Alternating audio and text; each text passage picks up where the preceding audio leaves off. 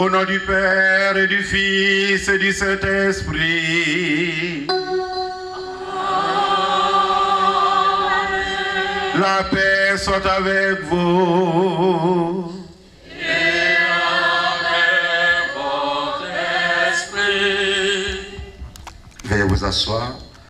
Excellence, Monseigneur Alexis Touabi-Youlo, évêque du diocèse d'Abouville, révérend Père curé Victor Kofikra, vicaire épiscopal du secteur Robert Kivu, révérend Père, révérende Sœur, Monsieur le ministre Yapouate Benjamin, Monsieur le ministre Aktin Hachi, Monsieur le ministre Yapo Caliste, Monsieur le ministre Assis Jean-Luc, Monsieur le préfet, autorité administrative d'Akoupé, honorable député maire d'Akoupé, honorable sénateur, distingués chefs coutumiers, augustes invités, chers paroissiennes, chers paroissiens, en vos qualités,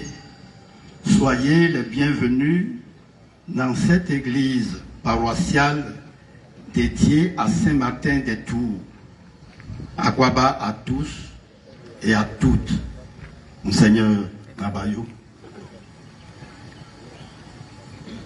La nouvelle, que dis-je, les nouvelles qui nous rassemblent en ce jour béni du 9 février de l'an du Seigneur 2025 sont très bonnes et même excellentes. Aujourd'hui, nous rendons grâce au Seigneur. Réjouissons-nous dans l'allégresse, dansons pour le Seigneur, car il a permis l'inauguration de cette chapelle d'adoration qu'il a inspirée lui-même à l'un de ses fils, l'un des nôtres, a bâti à son honneur cet édifice religieux. Excellence, Monseigneur Alexis Touabli-Youlou, notre joie est encore immense par votre présence paternelle, parce qu'elle nous apporte un réconfort spirituel. Chacune de vos visites est une bénédiction pour nous, car par votre charisme, la sécheresse qui sévit est toujours arrosée par une pluie nourrissant ainsi nos plantes afin de nous procurer des vivres. Excellence, Monseigneur, merci. Soyez rassurés de nos prières quotidiennes à votre égard. Excellence, Monseigneur Alexis Touabli-Youlou, révérend Père, révérende sœur, paroissienne et paroissiens, qui est cet illustre donateur? Il n'est plus à présenter. Monsieur le ministre Yapouat Saint-Benjamin, dit Ben, par les intimes de votre génération, c'est de vous qu'il s'agit. Hier, ailleurs, vous avez aidé à la construction d'églises, construit des grottes mariales. Vous avez bâti des maisons à votre maman, la très sainte Vierge Marie. La rénovation du presbytère flambant neuf de votre paroisse d'origine, Saint-Martin d'Akoupé, est votre œuvre. Aujourd'hui encore, vous y construisez un édifice, une chapelle d'adoration permanente où le Saint-Sacrement sera exposé 24 heures sur 24. Quel mérite! Quel avantage cela vous procure-t-il? C'est la foi. L'amour placé en celui qui vous a créé se manifeste par vos actes. Votre amour pour Dieu qui guide vos actions vous ouvrira les portes du royaume des cieux où vous verrez de vos propres yeux votre Rédempteur. Excellence, Monseigneur Alexis Touabli-Youlou, toutes ces réalisations religieuses ne sauraient être possibles sans la pastorale de proximité d'un guide spirituel hors pair, le révérendissime, le grand prêtre Melchisédek, j'ai nommé Victor Kofi Kra. Excellence, Monseigneur, dans un passé proche, le révérend Père Joseph Marty, de regrettée mémoire, est venu comme curé à Saint-Martin d'Acoupé en septembre 1971. Il en est reparti en octobre 1996, totalisant 25 ans de présence effective, un quart de siècle. Il a bâti de nombreuses églises. Aujourd'hui, le révérend Père Victor Kra, curé de Saint-Martin, suit les traces du révérend Père Joseph Marty. Ainsi, oserais-je, Monseigneur Alexis Douablioulo, faire cette requête de nous laisser pour quelques années encore le révérend Père Victor Kofi Kra, qui pour nous n'a pas achevé sa mission. Il lui reste des projets en suspens pour le bien-être spirituel de la paroisse Saint-Martin d'Acoupé. Et maintenant, frères et sœurs, préparons-nous à célébrer le mystère de l'Eucharistie en reconnaissant tout simplement ce que nous sommes tous, de pauvres pécheurs, qui ont toujours besoin de la miséricorde de Dieu. Pendant un petit temps de silence, chacun va faire son examen de conscience. Chacun va entrer en lui-même et devant la vérité de sa conscience, se poser cette question intérieurement. Tout au long de la semaine qui vient de s'achever, quelle a été la qualité de ma vie? À la maison, en famille, au travail, partout. Quelle a été la qualité de ma vie? Que chacun s'interroge. Pour ce qui a été bon, disons merci à Dieu. Pour ce qui a été moins bon, ou même mauvais, demandons-lui humblement pardon, en disant ensemble, je confesse à Dieu Tout-Puissant. Je reconnais devant vous, frères et sœurs, que j'ai péché, en pensée, en parole, par action et par commission. Oui, j'ai vraiment péché. C'est pourquoi je supplie à Dieu de le faire. Il est présent de Christ, et vous aussi, frères et sœurs, de prier pour moi, le Seigneur notre Dieu. Que Dieu Tout-Puissant nous fasse miséricorde, qu'il nous pardonne nos péchés et nous conduise à la vie éternelle.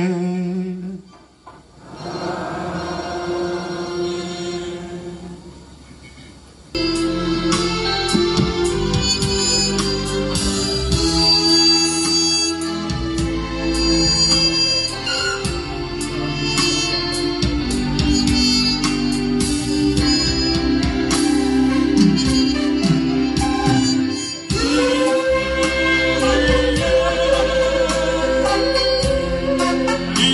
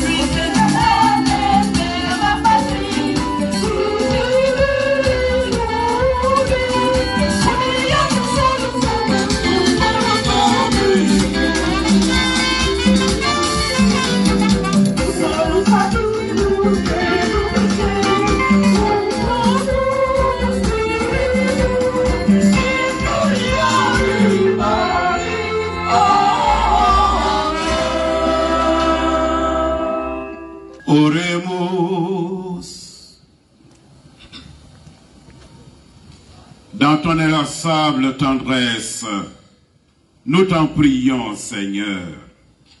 Veille sur ta famille. Elle s'appuie sur la grâce du ciel, son unique espérance. Qu'elle soit toujours assurée de ta protection. Per Christum Dominum nostrum, qui vivit et regnat in saecula saeculorum.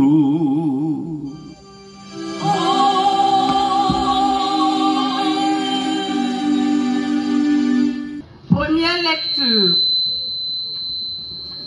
Isaïe chapitre 6, les versets 1 à 2a, 3 à 8.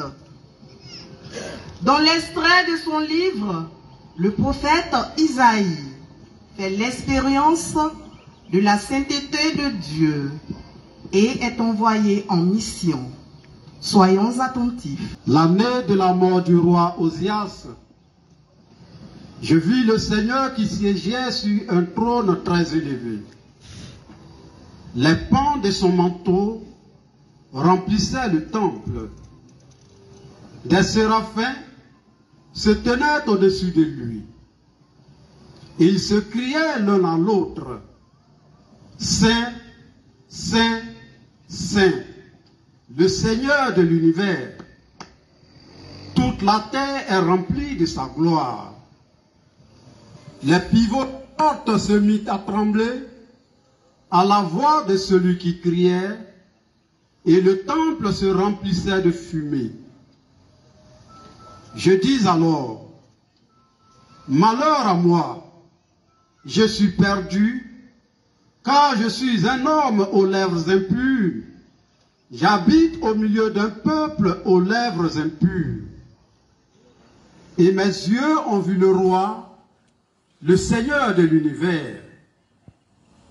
L'un des séraphins vola vers moi, tenant un charbon brûlant qu'il avait pris avec des pinces sur l'autel. Il approcha de ma bouche et dit, « Ceci a touché tes lèvres. Et maintenant, ta faute est enlevée, ton péché est pardonné. » J'entendis alors la voix du Seigneur qui disait, « Qui enverrai-je?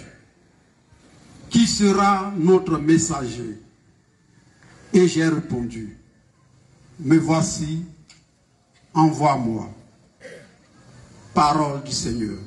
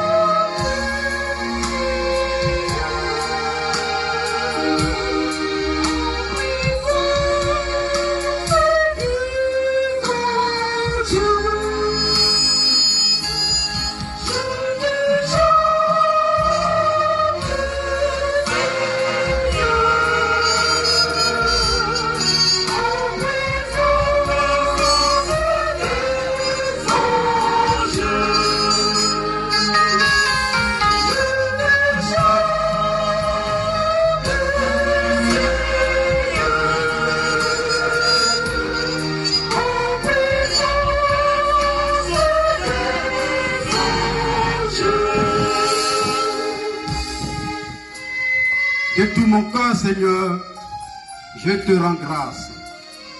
Tu as entendu les paroles de ma bouche. Je te chante en présence des anges. Vers ton temple sacré, je me prosterne. Je rends grâce à ton nom pour ton amour et ta vérité, car tu élèves au-dessus de tout ton nom et ta parole. Le jour où tu répondis à mon appel, je fis grandir en mon âme la force. Tous les rois de la terre te rendent grâce quand ils attendent les paroles de ta bouche. Ils chantent les chemins du Seigneur. Quelle est grande la gloire du Seigneur. Ta droite me rend vainqueur. Le Seigneur fit tout pour moi. Seigneur, éternel est ton amour. N'arrête pas l'œuvre de tes mains.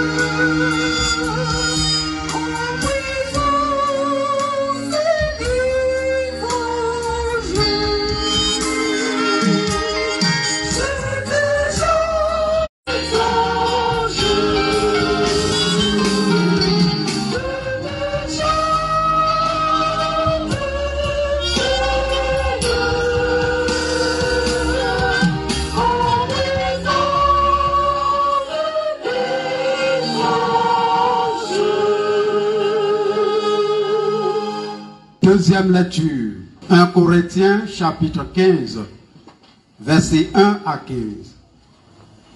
Saint Paul rappelle au peuple de Corinthe l'essentiel de la foi qui a fait l'objet de sa mission, la mort et la résurrection du Christ, source du salut. Soyons attentifs. Lecture de la première lettre du Saint Paul apôtre aux Corinthiens. Frères, je vous rappelle la bonne nouvelle que je vous ai annoncée. Cet évangile, vous l'avez reçu. C'est en lui que vous tenez bon. C'est par lui que vous serez sauvés. Si vous le gardez tel que je vous l'ai annoncé. Autrement, c'est pour rien que vous êtes devenus croyants. Avant tout, je vous ai transmis ceci, que j'ai moi-même reçu.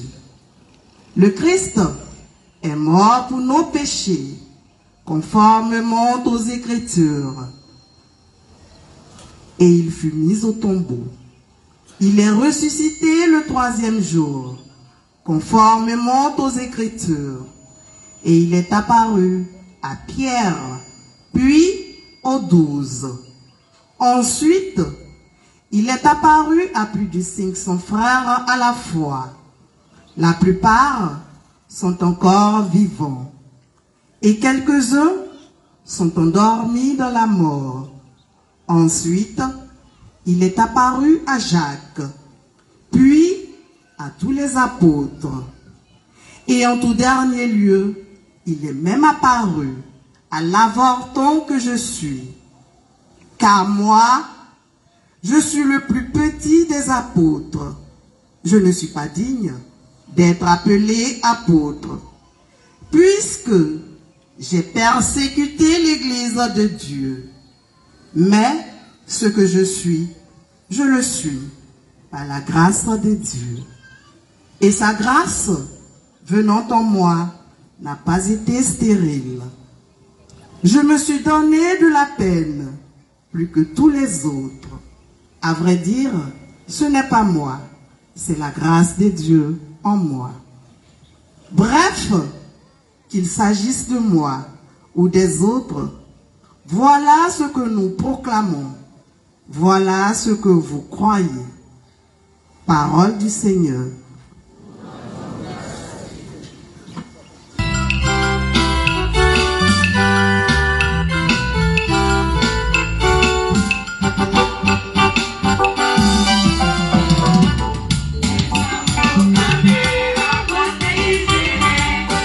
Hey!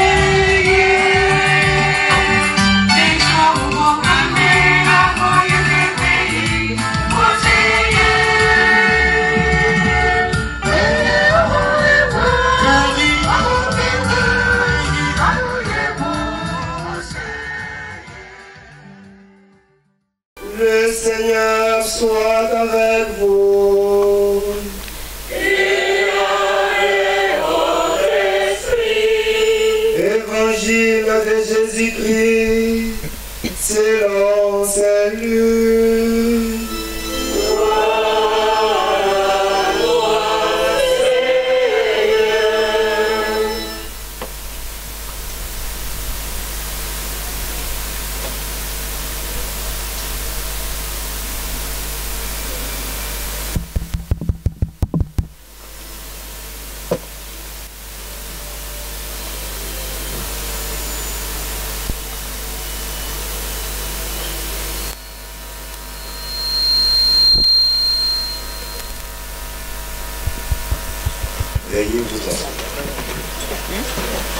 En ce temps-là,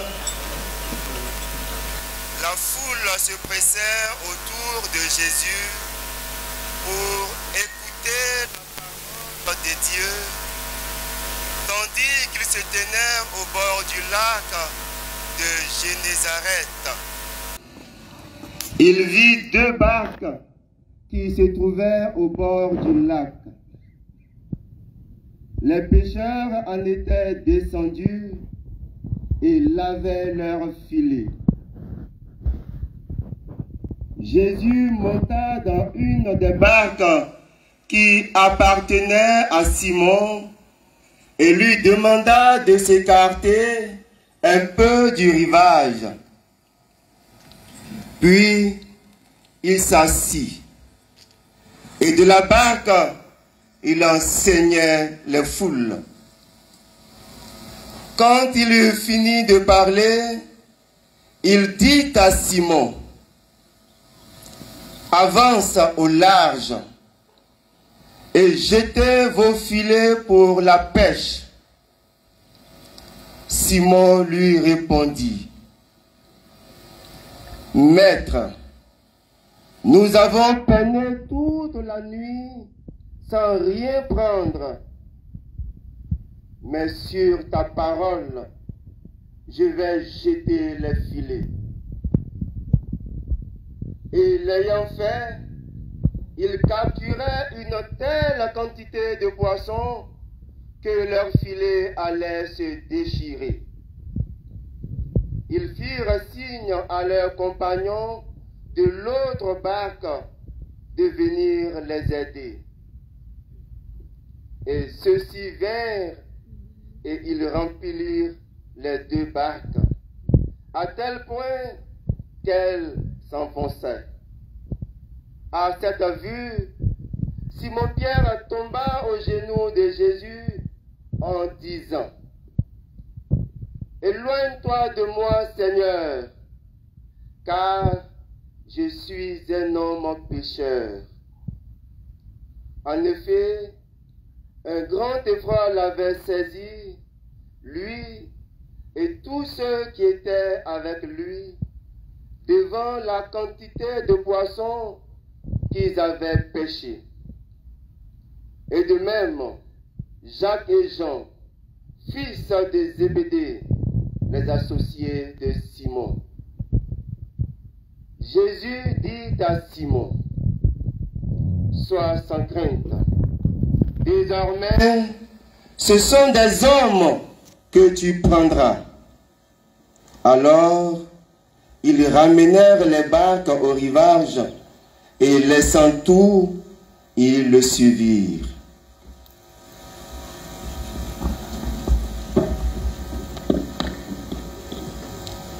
Acclamons la parole de Dieu. Louange à toi, Seigneur Jésus.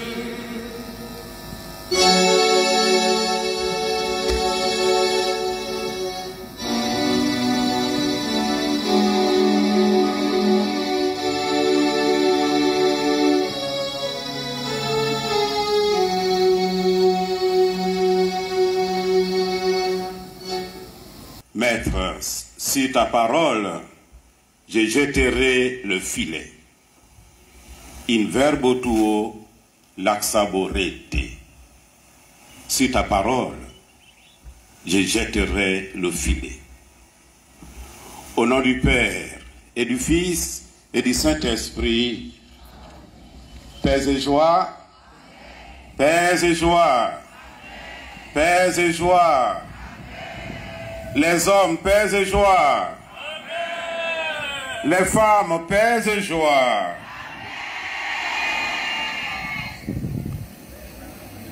Messieurs les ministres, Mesdames et Messieurs les autorités administratives, politiques, coutumières, militaires, révérends pères, révérends sœurs, chers fils et chères filles de la dynamique paroisse de Akupé, Saint-Martin. Et vous tous, venus ce matin pour célébrer les merveilles du Seigneur. Encore à vous tous, je dis, paix et joie. Amen. Paix et joie. Amen. Oui, que le Seigneur vous bénisse tous et toutes. Amen. Qu'il vous accorde toutes les grâces dont vous avez besoin pour vivre et pour vivre pleinement. Qu'il vous accorde une très bonne santé du corps, une très bonne santé de l'âme, une très bonne santé de l'esprit, et aussi une très bonne santé financière, car le salut a aussi une dimension sociale et économique. Dans l'évangile de ce jour, on dit que les barques étaient pleines de poissons, ainsi que vos maisons soient toujours pleines de nourriture. Que la nourriture ne manque jamais dans vos maisons. Paix et joie. Paix et joie.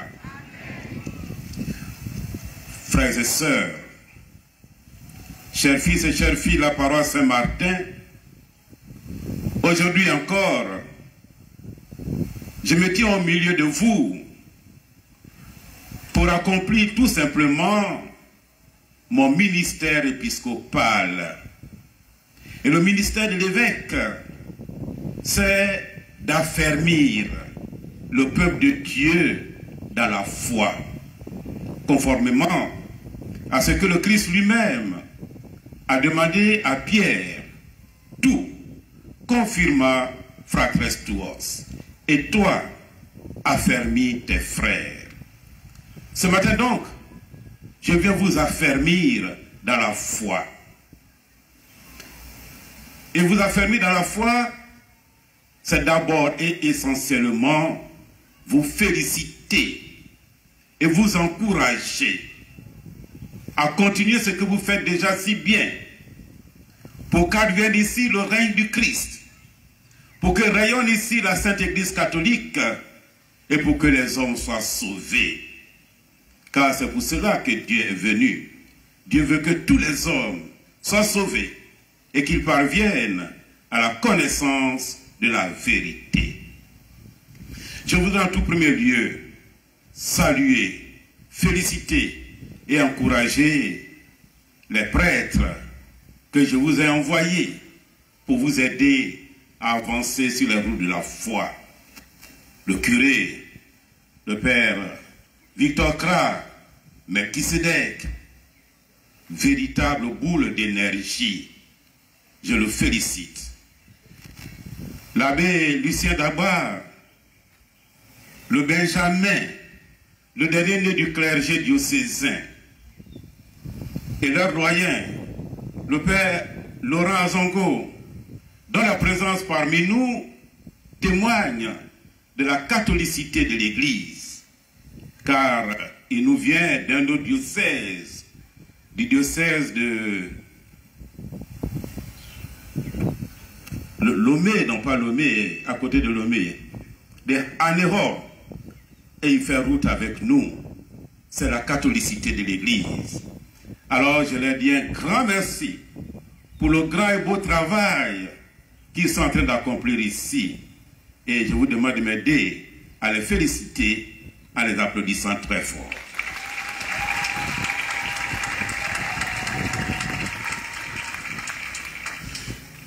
Merci et félicitations aux religieuses Notre-Dame de la Paix qui, par leur présence, leur prière et aussi leur engagement dans le social, font avancer le règne de Dieu ici. Elles prient et aussi elles travaillent dans le social. Et c'est cela. L'Église ne doit pas se contenter de prier. L'Église doit s'engager dans le social parce que l'Évangile doit épouser les couleurs de la vie. Révérende sœur, que Dieu vous bénisse. Merci infiniment. Mais c'est à vous tous, peuple de Dieu, que je dois dire merci. C'est vous tous que je dois encourager, parce que c'est vous tous qui êtes l'Église ici. Église en marche, Église vivante, peuple de Dieu, nation sainte, race choisie. C'est vous, au nom de l'onction baptismale que vous avez reçue, vous vous donnez pour que le règne de Dieu arrive ici. Que Dieu vous bénisse tous et toutes. Paix et joie. Je voudrais ce matin, d'une façon toute particulière, et de toutes les ardeurs de mon cœur, dire merci à notre frère, le ministre Yapo Benjamin, et à son épouse, car c'est eux qui offrent aujourd'hui à la Sainte Église catholique la très belle chapelle d'adoration que je vais bénir tout à l'heure après cette messe. Disons-leur merci en les applaudissant très fort.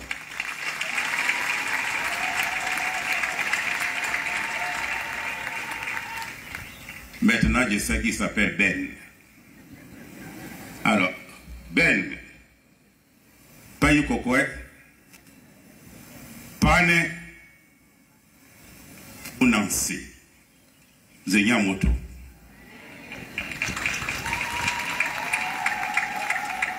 Cette belle œuvre que vous offrez à Dieu, sachez que notre Dieu n'est pas ingrat. Il saura vous récompenser comme lui seul s'est récompensé.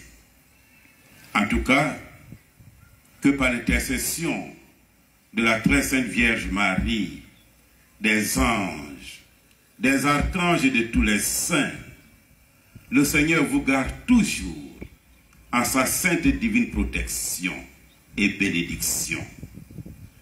Que par le sang versé de son Fils, Jésus-Christ, par sa mort et par sa résurrection, le Seigneur à qui vous offrez cet édifice éloigne de vous tout péril de l'âme et du corps, qu'il éloigne de vous tout mal et toute calamité, et qu'il manifeste toujours sa présence, sa puissance et sa bonté dans votre vie. Que Dieu vous bénisse. Paix et joie. Paix et joie. Justement, frères et sœurs, tout à l'heure après cette messe, je vais procéder à la dédicace, c'est-à-dire à la consécration de la chapelle d'adoration, qui est un véritable sanctuaire. Quand nous bénissons les édifices religieux, cathédrales, basiliques, églises, sanctuaires, chapelles, quand nous bénissons un édifice religieux, eh bien, nous célébrons le mystère de l'incarnation. Chaque fois qu'on bénit une église, un édifice religieux, c'est le mystère de l'incarnation qui s'actualise, qui se réalise en cet endroit précis. Alors ce matin, avec la dédicace de cette chapelle, nous célébrons ici le mystère de l'incarnation. Paix et joie. Mais pour qu'on se comprenne, il faut que... Je vais vous demander, si quelqu'un répond à la question que je vais poser, il vient prendre la crosse gratuite, cadeau. Voilà, celui qui trouve vient prendre la crosse. Je dis que, en bénissant, en consacrant cette église, cette chapelle, nous célébrons le mystère de l'incarnation. Mais alors c'est quoi le mystère de l'incarnation? Si quelqu'un trouve, il prend la crosse. Si personne ne trouve, ça veut dire que le père curé, il ne vous enseigne pas bien. Donc à 15h45, le décret d'affectation tombe. Malgré tout ce qu'on a dit au début de la messe. Ah, c'est quoi le mystère de l'incarnation? Sauvez votre curé. Ah, attention. L'abbé va faire tes bagages. Personne. Ça c'est sérieux. Oui, voilà. Très bien. Si ne trouve pas aussi, l'abbé s'en va. Dieu fait homme. Très bien. Applaudissez pour lui. C'est ça. Le mystère de l'incarnation, c'est le fait que Dieu se soit fait homme en Jésus-Christ. Voilà. Incarné, c'est-à-dire dans la chair. Incarné. Dieu qui vient dans notre chair. Très bien. Aldoyen t'a trouvé, hein? Mais je te connais. Tu es un père de famille, tu as des enfants. Or, pour le moment au moins, dans la Sainte Église catholique, on ne peut pas être père de famille, avoir des enfants et puis porter la crosse. Ah, mais Dieu t'a exaucé. Toi, tu es hors jeu. Mais son fils est au séminaire. Voilà. Donc, on va prier pour ton fils. Qu'il soit prêtre et que plus tard il soit évêque. Pour porter la crosse que tu devrais porter. Paix et joie. Donc, c'est ça, le mystère de l'incarnation. C'est le fait que Dieu se soit fait homme en Jésus-Christ. Qui est à la fois vrai Dieu et vrai homme. Il n'a pas fait semblant d'être homme. Il est vrai Dieu, il est vrai homme. Il n'est pas plus Dieu que homme. Il n'est pas plus homme que Dieu. Il est à la fois vrai Dieu et vrai homme. C'est quoi on l'appelle Emmanuel. Le mystère de l'incarnation, c'est le mystère de l'Emmanuel. Emmanuel, c'est-à-dire Dieu avec nous. Dieu parmi nous. Dieu qui marche avec nous sur nos routes humaines. Dieu qui s'est fait pour nous et avec nous, compagnon d'humanité. Emmanuel. Dans les heures claires de notre vie, quand tout va bien et que nos cœurs dansent de joie, il est là, Emmanuel. Mais aussi, dans les heures sombres de notre vie, quand tout va mal et que nos entrailles se tordent de douleur, il est là, Emmanuel. C'est ça le mystère de l'incarnation. Et c'est ce mystère que nous actualisons quand nous bénissons les églises. Dieu qui habite parmi son peuple. Paix et joie. Et c'est ce que dit Saint Jean dans le prologue de son évangile. Et verbum caro fatum est. Et le verbe s'est fait chair. Et habitant viti nobis. Et il a habité parmi nous. Et gloriam eius vidimus. Et nous avons vu sa gloire. Dieu a habité parmi nous. Et nous avons vu sa gloire. Et gloriam eius vidimus. En ce début d'année, c'est cela que je vous souhaite à vous tous. Que vous puissiez voir la gloire de Dieu dans votre vie personnelle. Oui, que la gloire de Dieu se manifeste dans votre vie à tous les niveaux. La gloire de Dieu dans votre vie familiale. La gloire de Dieu dans votre vie professionnelle. La gloire de Dieu dans votre vie relationnelle. Que vous puissiez voir la gloire de Dieu dans votre vie. Pour les élèves, étudiants, écoliers, la gloire de Dieu dans vos études. Pour que demain, le quétin continue, comme il le fait maintenant, de donner des cadres à la Côte d'Ivoire. Oui, telle est ma prière pour vous, chers diocésains. Et gloriam eius vidimus. Et nous avons vu sa gloire. Que chacun de vous puisse voir la gloire de Dieu dans sa vie de chaque jour. Disons ensemble, Seigneur, fais-moi voir ta gloire. Fais-moi voir ta gloire dans ma vie. Dans ma vie familiale.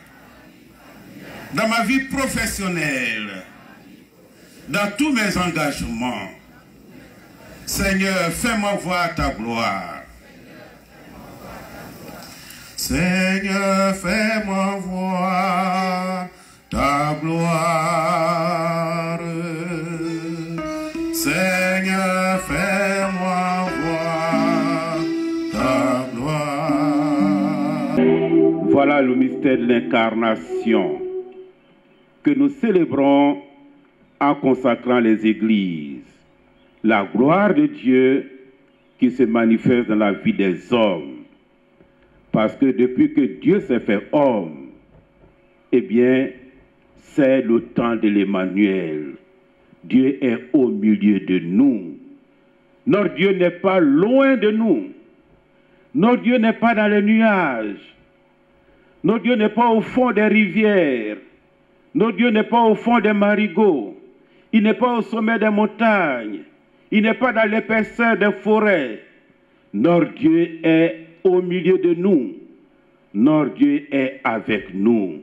Emmanuel. Et gloriam eius vidimus. Voilà, frères et sœurs. Voilà le sens de la cérémonie de ce jour. Ce n'est pas seulement que nous allons faire une cérémonie dans un bâtiment. Non, nous célébrons Dieu qui habite au milieu de nous. Dieu qui marche avec nous sur nos routes humaines. Que donc la gloire de Dieu se manifeste dans la vie de chacun, de chacune. Que la gloire de Dieu se manifeste ici, dans le Quétin, le pays du soleil levant. Et que brille toujours le soleil du Quétin. Que le soleil du Quétin ne s'éteigne jamais. Paix et joie. Paix et joie. Oui, nos édifices religieux, cathédrales, églises, chapelles, sont les signes visibles de la présence de Dieu parmi nous. Et Dieu habite dans ces édifices religieux. La sainteté de Dieu se manifeste dans les édifices religieux. Comme nous l'avons entendu dans la première lecture, la voix des anges retentit dans tous nos édifices religieux.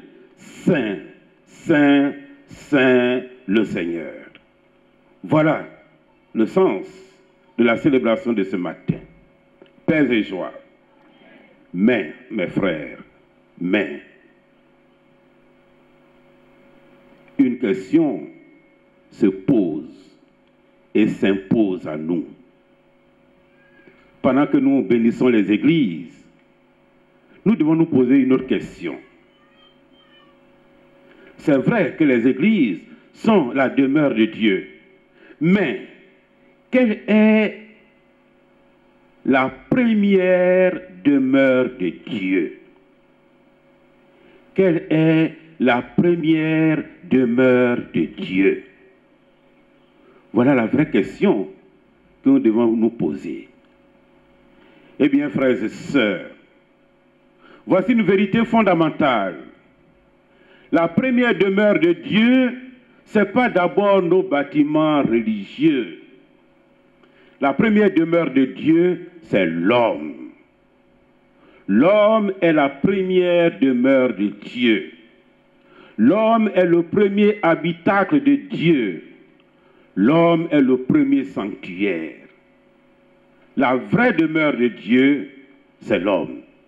Et le pape Jean-Paul II l'a dit ouvertement en 1990, je crois, quand il est venu pour la dédicace de la basilique Notre-Dame de la Paix à Yamoussoukro. Il a dit ouvertement que la première demeure de Dieu, c'est l'homme. Oui, frères et sœurs, quand nous bénissons les églises, nous devons rappeler cette vérité fondamentale. L'homme est le premier tabernacle. L'homme est sacramentum Dei, c'est-à-dire le sacrement de Dieu, le signe visible du Dieu invisible, sacramentum Dei. En tout homme, en effet, frères et sœurs, en tout être humain, il y a du divin. En tout être humain, il y a du divin. Bon, c'est vrai qu'en nous, souvent, il y a à la fois le divin et le vin. Tout ça, ça cohabite en nous en même temps. Il y a le divin et il y a le vin en nous. Mais si ça fait bon ménage, Dieu merci. Mais en tout cas, c'est ce qu'il faut retenir. En tout être humain, il y a du divin. La route qui mène à Dieu passe par l'homme. La route qui mène au campement de Dieu passe par le village de l'homme. Mon frère, ma sœur, si tu ne sais pas regarder le visage de l'homme, tu ne verras pas la gloire de Dieu. Si tu ne sais pas regarder le visage de l'homme, tu ne verras pas la gloire de Dieu. Parce que sur le visage de chaque être humain palpite l'image de Dieu. Voilà la vérité fondamentale que nous enseigne la cérémonie d'aujourd'hui. Dieu habite nos églises, c'est vrai. Dieu habite nos temples, c'est vrai. Mais Dieu habite d'abord en l'être humain, en l'homme. Si tu ne sais pas regarder le visage de l'homme, tu ne verras pas la gloire de Dieu. Paix et joie. Alors, tout à l'heure, après cette messe, quand vous allez partir, dès que vous sortez de la cour ici, le premier homme, bien la première femme que vous allez voir, vous l'attrapez. Vous dites, assieds-toi, j'ai regardé ton visage. Parce que l'évêque a dit que si tu ne sais pas regarder le visage de l'homme, tu ne verras pas la gloire de Dieu. Si c'est une femme, si son mari vous attrape, je crois que c'est le visage du docteur que vous allez voir. Paix et joie. Disons ensemble, Seigneur mon Dieu, donne-moi de découvrir ta présence en chaque être humain que tu mets sur ma route, que tu mets sur la route de ma vie. Voilà, frères et sœurs. Alors du coup, faire du bien à un être humain, c'est faire du bien à Dieu lui-même. Ce qui veut dire à contrario, que faire du mal à un être humain, c'est faire du mal à Dieu lui-même. Voilà ce que nous célébrons aujourd'hui. Dieu est en chaque être humain, en tout homme, mais d'une façon particulière dans les pauvres. Surtout ceux qui sont pauvres parce qu'on les a appauvris. Dans les faibles, surtout ceux qui sont faibles parce qu'on les a affaiblis. Dans les marginalisés, ceux qu'on ne regarde pas, ceux que le pape François appelle les périphéries humaines. Si nous les ignorons, pendant que nous fréquentons les églises, si nous les ignorons, eh bien, au jour du jugement, nos églises, nos cathédrales et nos temples témoigneront contre nous. Témoigneront contre nous. Attention, le jugement aura lieu. L'homme au-dessus de tout. Et je pense à cet auteur sénégalais, dont le livre fait partie maintenant des classiques de la littérature africaine, Cheikh Hamidou Kane, L'aventure ambiguë. Il dit dans son livre, que, bon, ça a un autre niveau, hein, si on y prend garde, un temps viendra où les cris des affamés et des révoltés étoufferont la voix des muezzins. Cheikh Hamidou Kane, si on y prend garde, un temps viendra où les cris des affamés et des révoltés étoufferont la voix des muezzins. L'homme est la vraie demeure de Dieu. C'est pourquoi il faut faire de l'homme la priorité et la finalité de tout. Tout doit être pour le bien de l'homme. Tout. L'avoir, le savoir, le pouvoir, tout doit être pour le bien de l'homme. Tout doit être orienté vers le bien de l'homme. Tout, absolument tout. C'est vrai que ce n'est pas facile. Le dire est facile, mais la réalité n'est pas aussi facile que ça. L'avoir aujourd'hui, celui qui n'a pas n'est pas. Celui qui a est. Celui qui n'a pas n'est pas. Donc c'est ça qui devient une priorité. C'est vrai. Le pouvoir aussi, c'est pas facile. Donc c'est dire que c'est pas facile. Mais on doit mettre l'homme au-dessus de tout. Car l'homme est la première maison de Dieu. Bâtissons des églises, bâtissons des temples, mais mettons l'homme au-dessus de tout. Pères et joie, pères et joie, pères et joie. Voilà, frères et sœurs, le mystère que nous célébrons aujourd'hui. L'amour de l'homme, c'est l'essentiel. Essentiel qui rime avec ciel. Alors, mettons l'amour fraternel au-dessus de tout. Vous, fils et filles du Quetin, je vous félicite pour vos édifices religieux. Ici, il y a de très belles églises. À Ferry, Bacon, à Coupé, Bekwefin, Agbaou. Vos églises sont très belles. Que l'amour que vous avez les uns pour les autres soit encore plus fort que la beauté de vos églises. Jamais fils du Quetin contre fils du Quetin. Jamais fille du Quetin contre fille du Quetin. Mais comme l'harmonie de vos églises, que vos cœurs aussi soient en harmonie pour que vous puissiez continuer à œuvrer ensemble au développement du Quetin. Car le développement n'est pas une affaire d'exploit individuel. C'est une œuvre commune. Que Dieu vous y aide.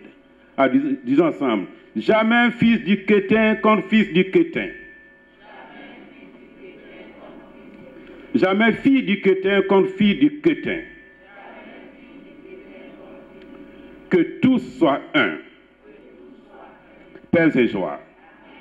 Et en ce jour où nous célébrons donc la dédicace de cette belle chapelle, l'Église nous fait méditer sur l'évangile de la pêche miraculeuse.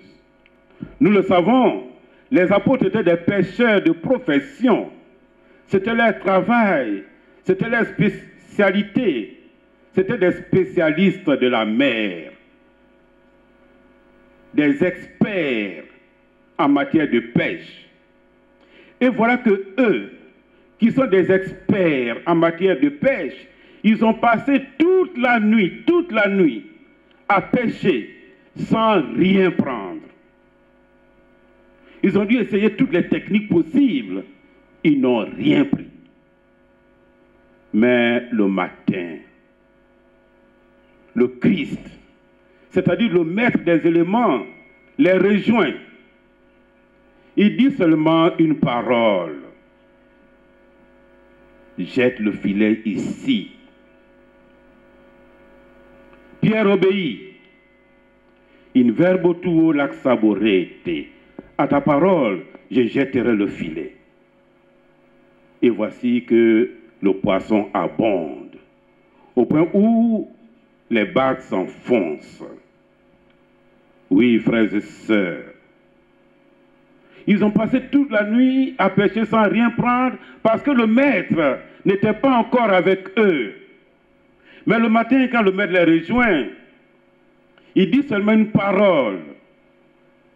Les poissons eux-mêmes ont reconnu la voix du maître, de leur maître, et ils ont accouru vers lui.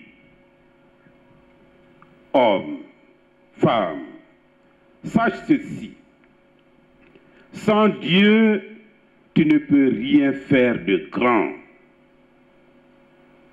Sans Dieu, tu ne peux pas agir efficacement. Oui, tu peux t'agiter sans Dieu. Les apôtres se sont agités toute la nuit. Sans Dieu, tu peux t'agiter. Mais justement, on peut s'agiter sans agir. Il y a des gens qui s'agitent, mais qui n'agissent pas.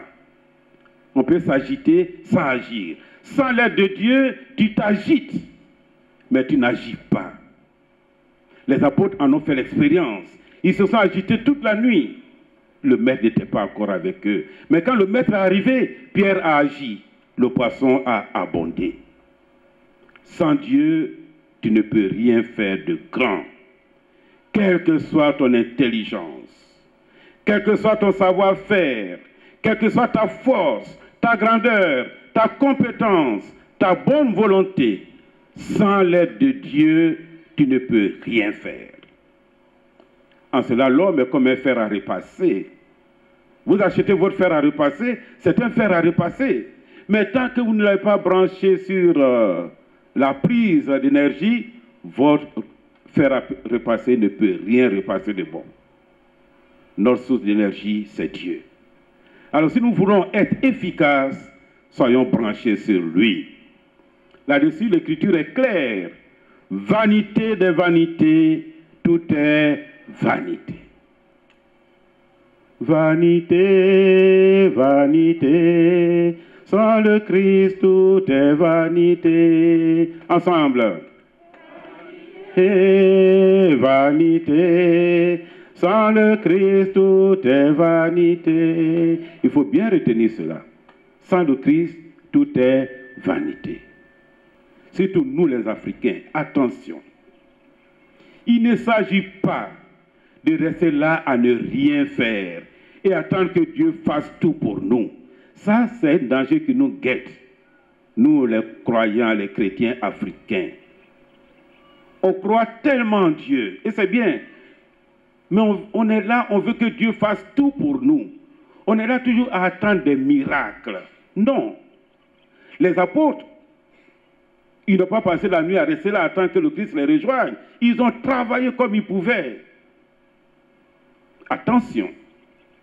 La foi, la religion n'est pas et ne doit pas être le refuge des paresseux et de ceux qui ont peur d'affronter la vie. Ce serait donner raison à ceux qui disent que la religion est l'opium des peuples. Non, non et non. Nous ne devons pas rester là à attendre béatement que Dieu fasse tout pour nous, qu'il fasse tout le temps des miracles pour nous. Je cherche du travail et je suis là, j'attends que Dieu fasse le miracle. Non, bouge toi-même. La vie est dans le mouvement, bouge et Dieu t'aidera. Tu veux aller en France, Jésus n'a qu'à faire un miracle, tu vas voir comment on appelle ce papier, le visa. Mais Jésus ne travaille pas à l'ambassade. Fais les démarches qu'il faut. Attention. Le miracle existe. Jésus-Christ n'a pas changé, il est le même. Il continue de faire des miracles. Mais cela ne doit pas nous dispenser de notre devoir d'homme. Et Jean-Paul II a été clair. L'homme a une vocation de lutteur. L'homme a une vocation de lutteur. Comme disait quelqu'un, Dieu, il t'a donné banane. Il t'a donné manioc. Il t'a donné mortier. Il t'a donné pilon. Ah, toi maintenant, il faut piler toi-même. N'attends pas encore qu'il vienne piler à ta place. Tu fais et Dieu vient à ton aide.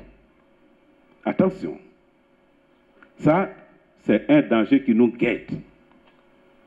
Vouloir à tout prix arrêter là, que Dieu fasse tous les miracles pour nous, sans que nous-mêmes nous bougions. Non, l'homme a une vocation de lutteur. Les apôtres ont lutté toute la nuit. Et Jésus est venu accomplir, réaliser ce qu'il voulait. Regardez même la multiplication des pains. Quand Jésus a multiplié les pains, ce n'est pas à partir de rien du tout. Il y avait déjà 5 pains et 5 poissons. C'est avec l'existant là que Dieu a fait le miracle. Mais s'il n'y a rien, sur quoi tu veux qu'il s'appuie pour faire le miracle? Attention. Dieu agit avec l'existant. Très important. Voilà, frères et sœurs. Alors oui, mettons l'homme au-dessus de tout. C'est l'amour qui sauvera notre monde. Aimons. Aimons véritablement. Et nous bâtirons ensemble un monde nouveau. Un monde où l'homme ne sera plus un loup pour l'homme, mais un frère. Un monde où l'homme ne représentera plus une menace pour l'homme, mais une grâce. Et surtout en cette année délicate pour l'histoire de notre pays, prions pour que l'amour de l'homme l'emporte sur tout et qu'on n'entende plus dans notre monde un coup de fusil tiré par l'homme contre l'homme. Parce que, comme dit le Kroumen, on dit, Poudé Hapomiko, c'est-à-dire fusil n'a pas bonne parole. La parole qui sort la bouche du fusil là, ce n'est pas une bonne parole. Poudé Hapomiko. Mais si tu es un animal, c'est une vie qui est morte. N'est-ce pas? Voilà, bon, j'en profite pour vous présenter M. Barthélemy Niepa, voilà, qui est l'ami à Benjamin. Voilà, c'est un de nos cadres de Tabou, surtout un de nos leaders politiques de Tabou. Il est venu prier avec son frère, voilà.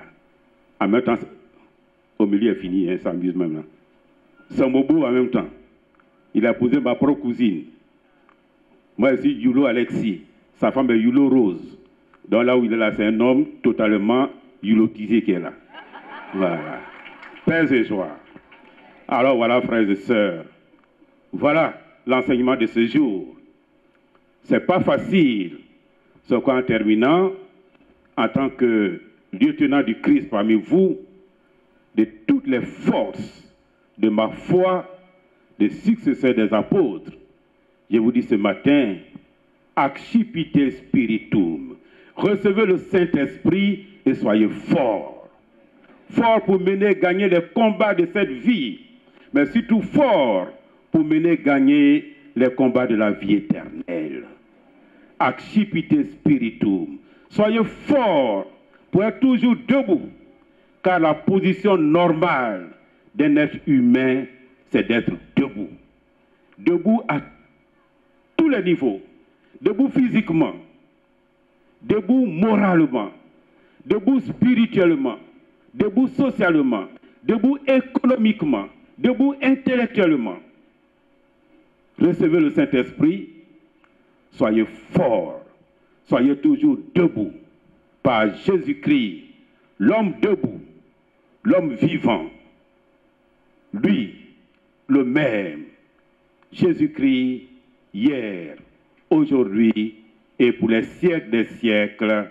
Amen. Au nom du Père et du Fils et du Saint-Esprit. Amen. Sakoma paye avec un yefon.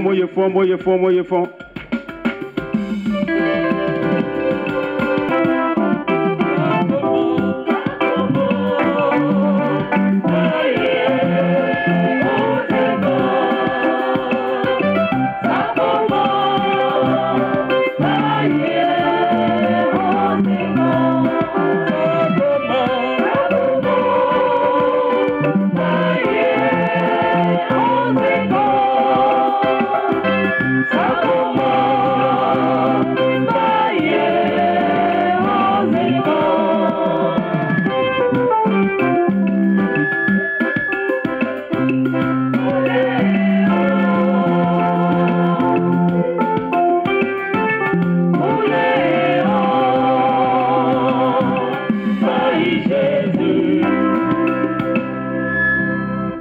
maintenant, frères et sœurs, professons notre foi en ce Dieu pour qu'il nous donne la force dont nous avons besoin pour accomplir notre devoir d'homme, qui est de lutter pour demeurer debout. Disons ensemble, je crois en Dieu, le Père Tout-Puissant, Créateur du ciel et de la terre, et en Jésus-Christ, son Fils unique, notre Seigneur, qui a été conçu du Saint-Esprit, est né de la Vierge Marie, a souffert sous Ponce Pilate, a été crucifié, est mort et a été enseveli, est descendu aux enfers. Le troisième jour est ressuscité des morts, est monté aux cieux, est assis à la droite de Dieu, le Père Tout-Puissant, d'où il viendra juger les vivants et les morts. Je crois en l'Esprit Saint, à la Sainte Église catholique, à la communion des saints, à la rémission des péchés, à la résurrection de la chair et à la vie éternelle. Amen. Le Seigneur soit avec vous. Et avec votre esprit. Et maintenant, frères et sœurs, dans une prière unanime, faisons monter vers le Seigneur notre supplication pour nous-mêmes, pour notre pays, pour tous les hommes, afin que tous puissent mener sur cette terre une vie calme et paisible et parvenir au bonheur éternel. Prions, mes frères, prions avec foi.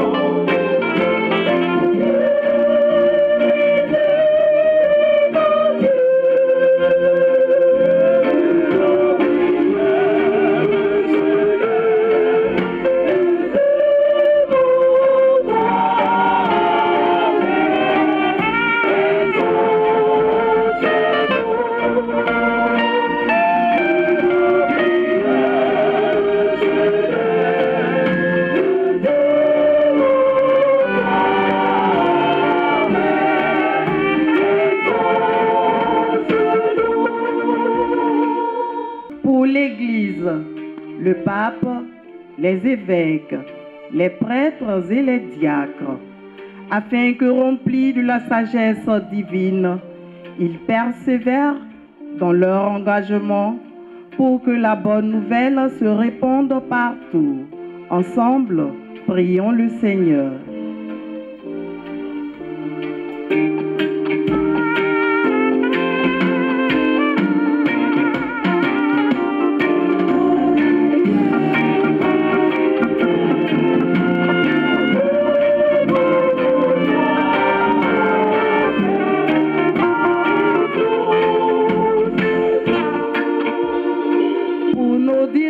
Politiques, administratifs, coutumiers et militaires, que l'Esprit Saint les éclaire et les comble de ses dons, afin de faire d'eux des bâtisseurs de paix.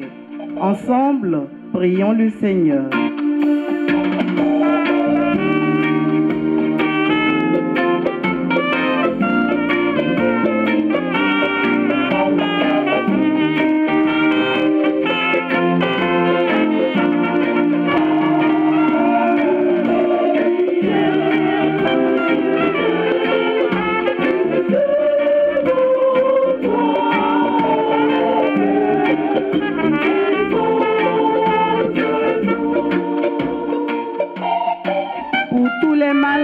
Qui recherchent guérison, délivrance, Seigneur, ouvre leur cœur à l'écoute de ta sainte parole, source de guérison véritable.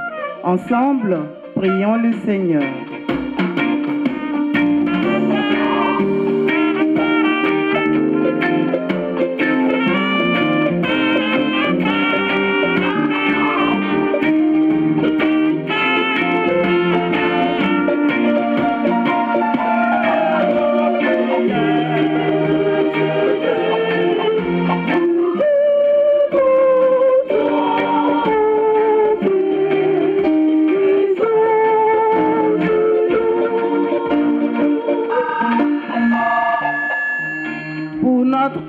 porter en prière qu'à l'exemple des premiers apôtres, nous sachions accueillir la parole de Dieu et en être des messagers fidèles pour le salut de tous. Ensemble, prions le Seigneur.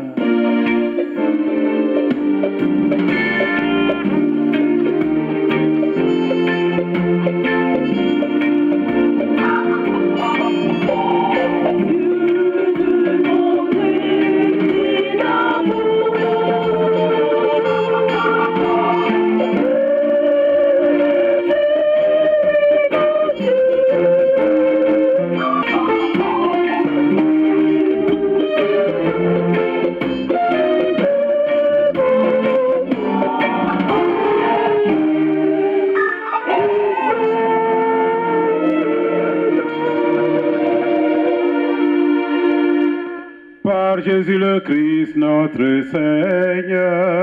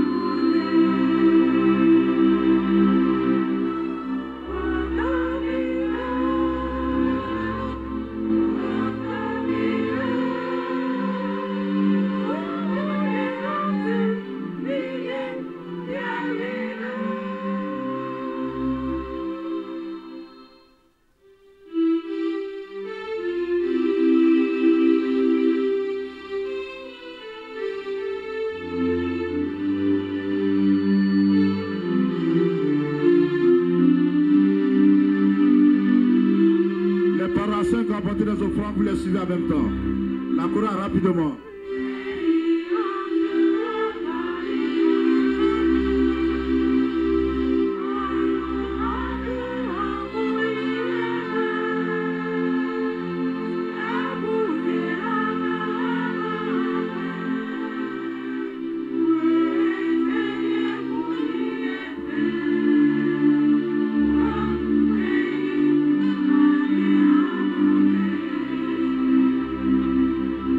Amen.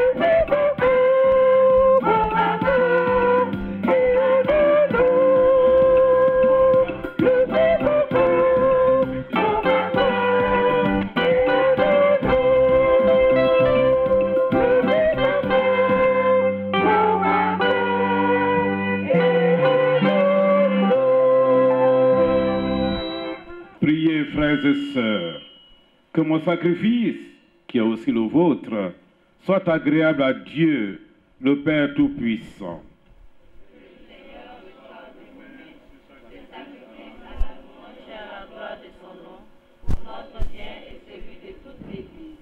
Seigneur notre Dieu, tu as choisi dans ta création ces aliments qui soutiennent notre fragilité. Nous t'en prions. Fais qu'ils deviennent aussi pour nous le sacrement de la vie éternelle. Par Jésus le Christ, notre Seigneur. Le Seigneur soit avec vous. Élevons notre cœur. Rendons grâce au Seigneur notre Dieu.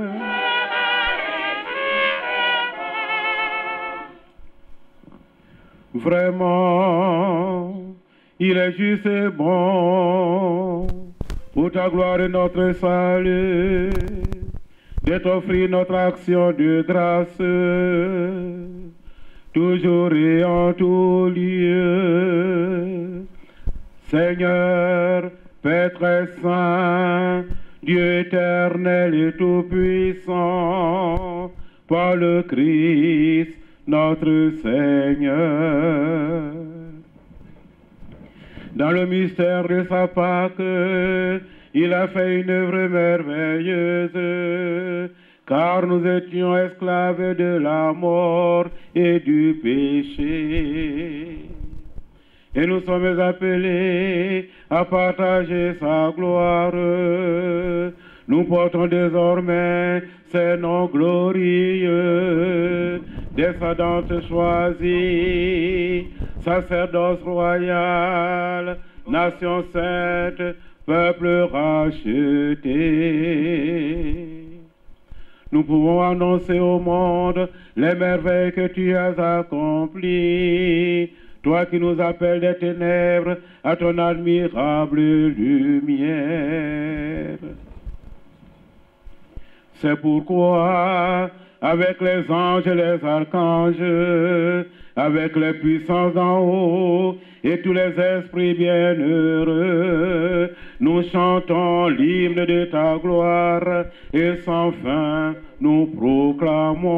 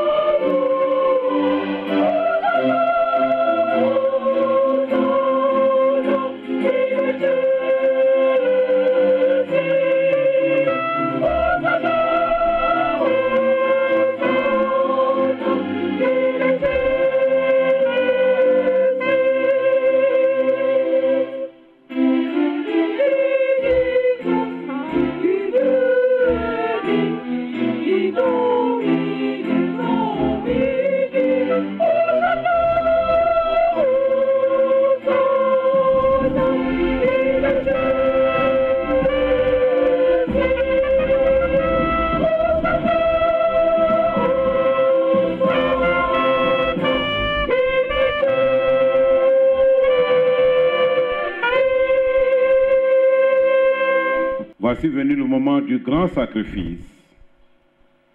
Entrons dans ce sacrifice en demandant ses grâces au Seigneur.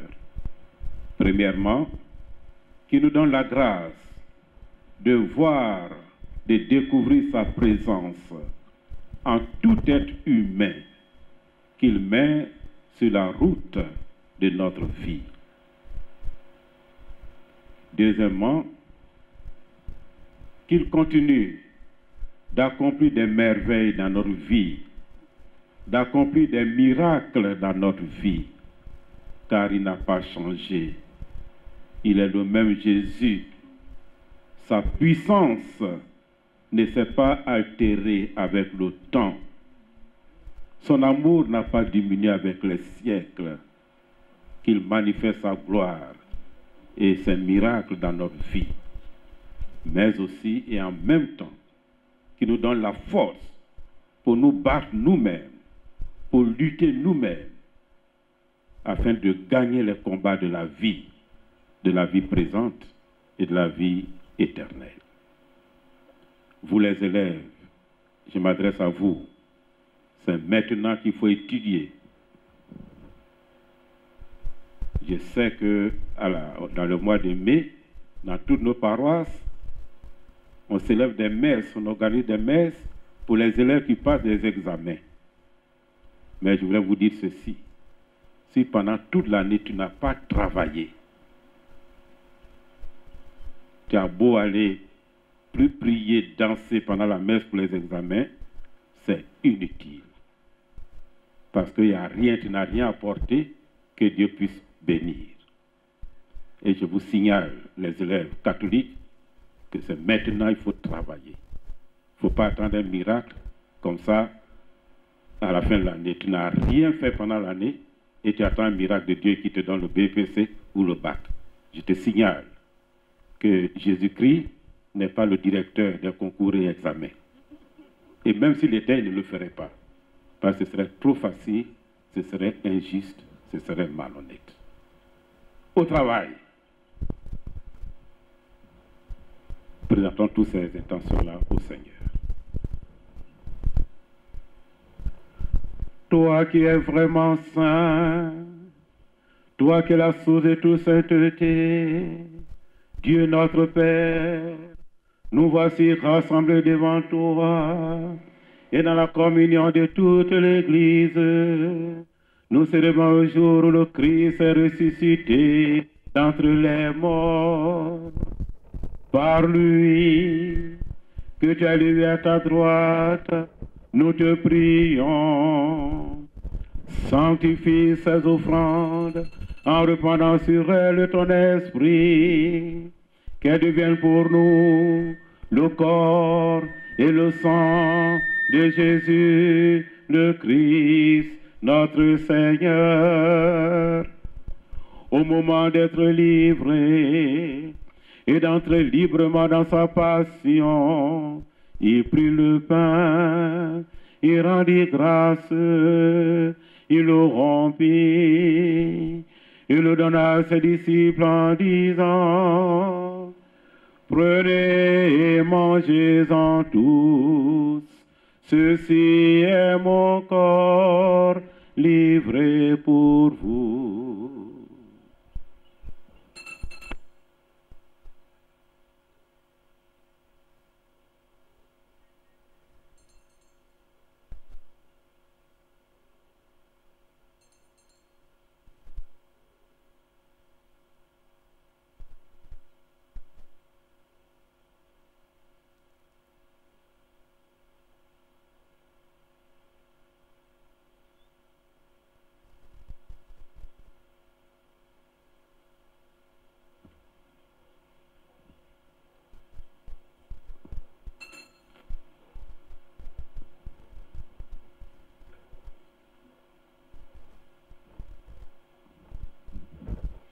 De même, après le repas, il prit la coupe. De nouveau, il rendit grâce.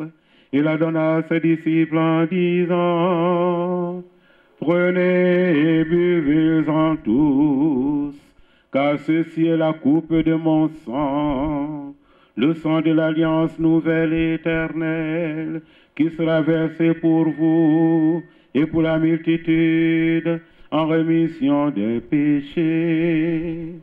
Vous ferez cela en mémoire de moi.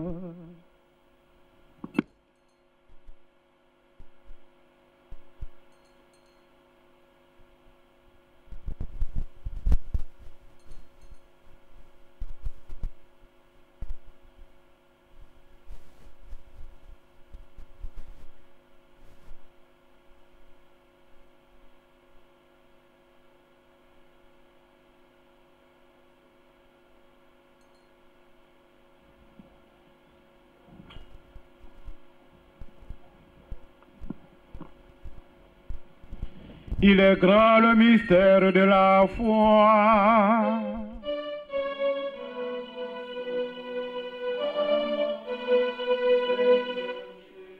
En faisant ainsi mémoire de la mort et de la résurrection de ton Fils, nous t'offrons, Seigneur, le pain de la vie et la coupe du salut, et nous te rendons grâce, car tu nous as estimés dignes de nous tenir devant toi pour te servir.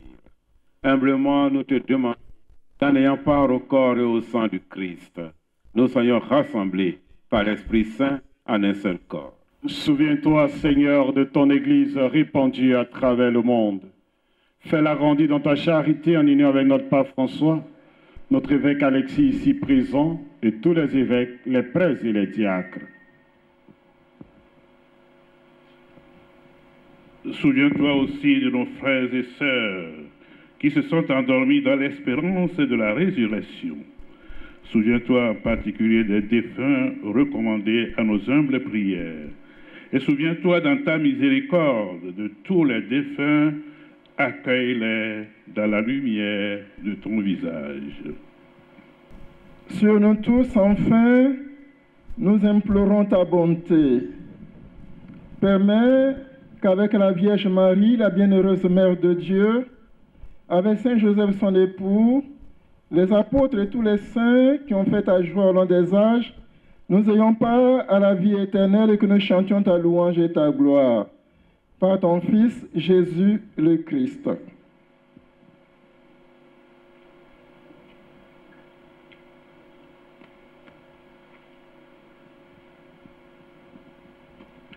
Par lui, avec lui, en lui, à toi, Dieu le Père Tout-Puissant, dans l'unité du Saint-Esprit, tout honneur et toute gloire, pour les siècles des siècles.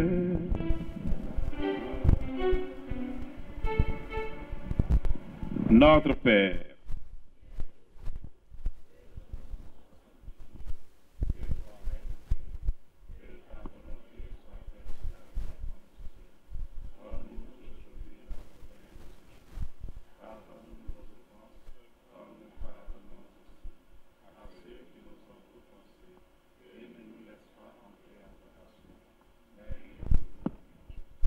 délivre-nous de tout mal, de l'âme et du corps, Seigneur, et donne la paix et la joie à nos cœurs et à notre temps. Garde notre pays, la Côte d'Ivoire, dans la paix. Soutenus par ta miséricorde, nous serons libérés de tout péché, à l'abri de toute épreuve, nous qui attendons que se réalise cette bienheureuse espérance, l'avènement de Jésus-Christ, notre Sauveur.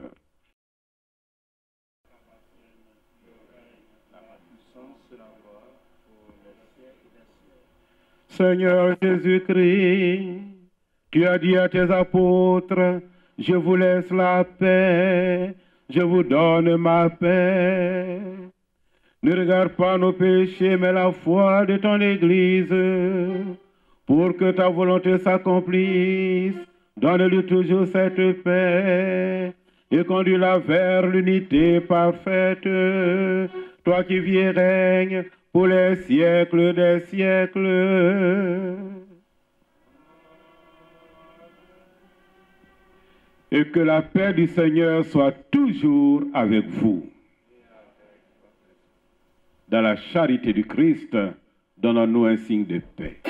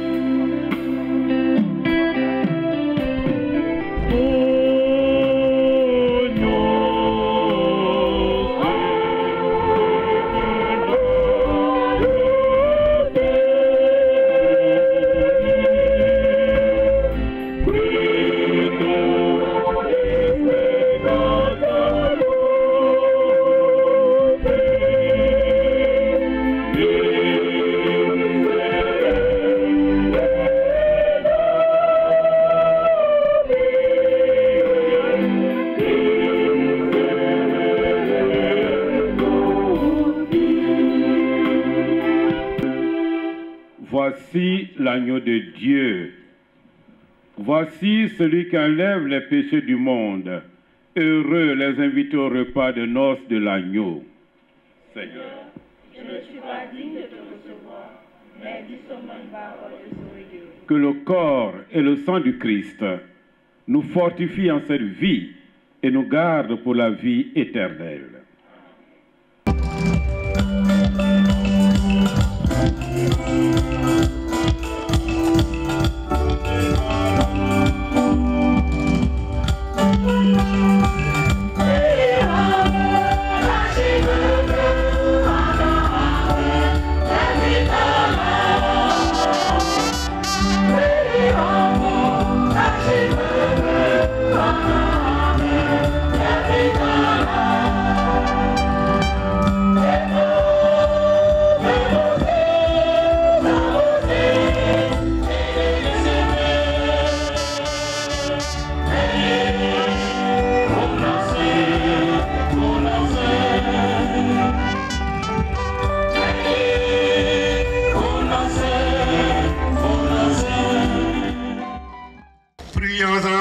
Seigneur, tu as voulu, Seigneur notre Dieu, que nous ayons part au même pain et à la même coupe. Nous te prions, puisqu'ils sont devenus un dans le Christ, que notre manière de vivre nous donne la joie de porter du fruit pour le salut du monde. Par Jésus, le Christ, notre Seigneur. Le Seigneur soit avec vous.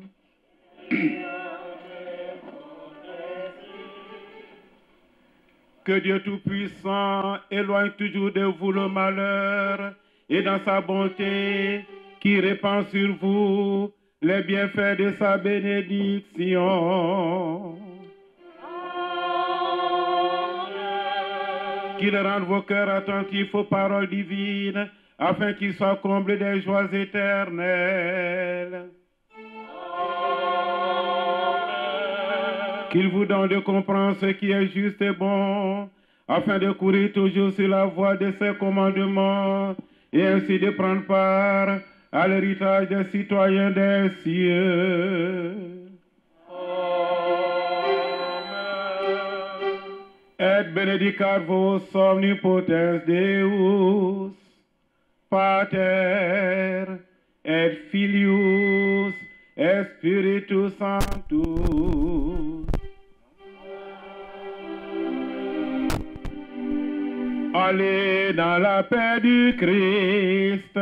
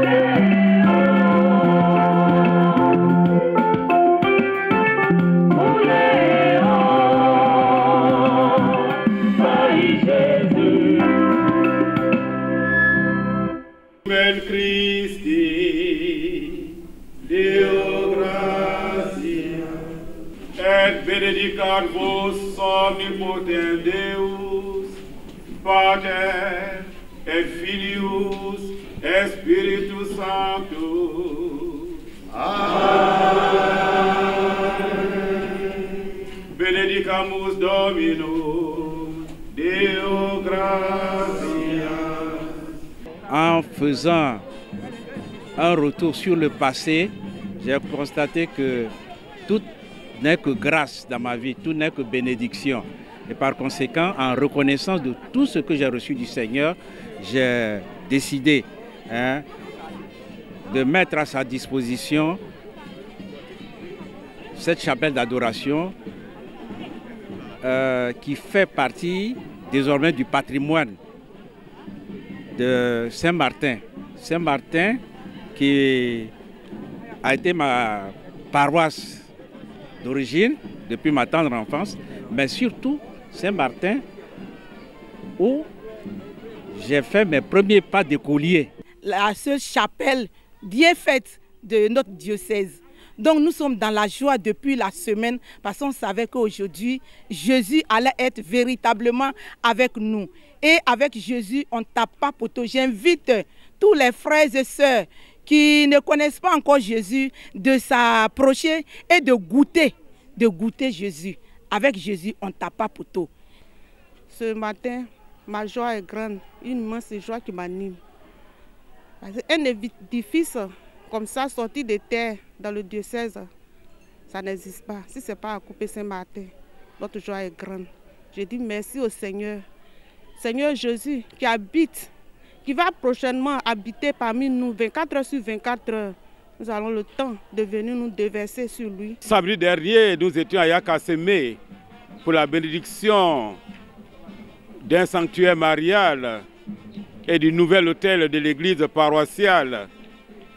Une semaine après, c'est-à-dire aujourd'hui, nous sommes ici à Akupé pour la bénédiction d'une chapelle d'adoration, une grande et belle chapelle d'adoration que nous offre un fils du Quétin. Nous disons merci à Dieu. Nous disons merci à Dieu pour son église en marche. Tout ça, c'est le signe que l'église est vivante et que l'église est en marche ici dans le Quétin. Nous disons merci à Dieu pour tout cela, qu'il bénisse l'heureux et le généreux donateur.